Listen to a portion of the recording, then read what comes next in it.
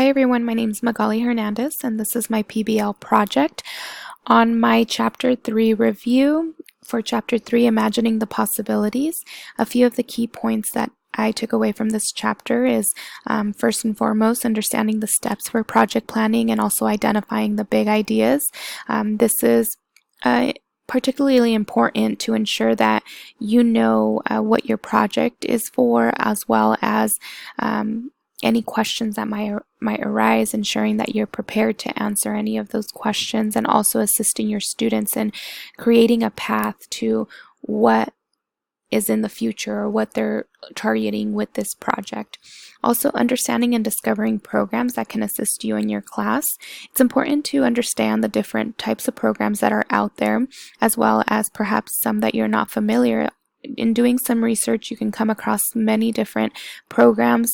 Before introducing any of these programs to your students, it's very important that you become very familiar with the programs and that you understand that you can teach this to your students. You don't want to take on a project on a program that you're not very familiar with, because if certain questions come up, you want to make sure that you're prepared to answer any questions in regards to how to be able to navigate through this program. Another key point that I took away from this chapter is think ahead, consider how this may help your students in the future. A lot of the times, if you don't explain what the objective is in regards to the lesson or the project, some of the students may not be as engaged. Being able to tell them how this is going to benefit them and how they can use this program in the future can provide them additional insight, and they can be engaged since the beginning when the project launches. Okay, and for Chapter 4, Chapter 4 focused on strategies for discovery.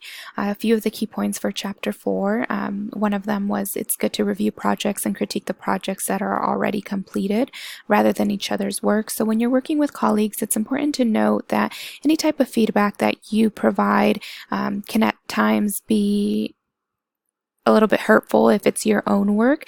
So if you start off by critiquing work or projects that are already out there that are not yours or your colleagues, it's easier to provide feedback and build your own project from there in the feedback that you receive from your colleagues on other projects that are already out there. Another key point, it's important to measure and look at the learning outcome. You also want to focus on how the project is going to help your students. You don't want to take on a project that is very lengthy and the learning outcome of it is not as high as you expected it to be. So it's important to understand and plan a project that is not too lengthy and increases the learning outcome of your students. Another key point is in designing your own project, keep the following qualities in mind.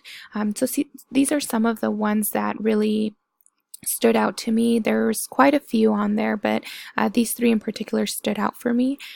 One is there is possibilities for different paths.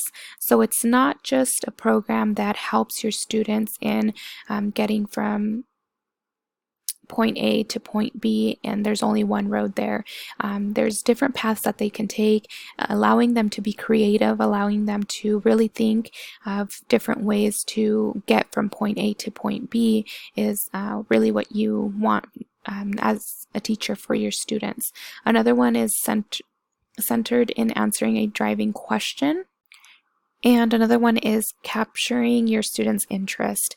You definitely don't want to start a project and have disengaged students. You want to make sure that throughout the process, the students are engaged and they're learning along the way, especially with a program or any type of technology. If the students aren't picking up on the first few steps and they already find themselves lost in the project, chances are that they're not going to keep up or they're not going to follow along, which can cause a distraction not only to the person sitting next to them, but perhaps even to the whole class. Okay, and for Chapter 5 focuses on making assessment meaningful. So again, a few of the key points here. understanding the difference between assessment for learning and assessment of learning. So these are two kinds of assessments. The first one focuses on assessments for learning, and this is through the project. So there's assessments through the project so that you're understanding that the students are understanding the concepts as you're going through the project. The assessments of learning focuses at the end of the project. So it's an assessment that essentially is until the end of the project. You either grade against a rubric or you present a presentation or a type of performance, or you give a test and you analyze the student's progress based on the test.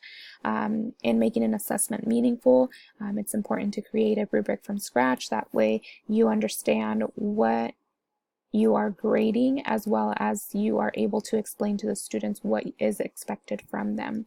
You always want to encourage students to practice self-assessment as well. You can do this by setting a timeline and having them accomplish milestones and recognizing what they're accomplishing along the way. It's important for them to keep in mind that each step that they accomplish, it's one step closer to completing the big project in the end. And overall, the resources that I used is simply the book, the Reinventing Project-Based Learning, your field guide to real-world projects in the digital age. Thank you.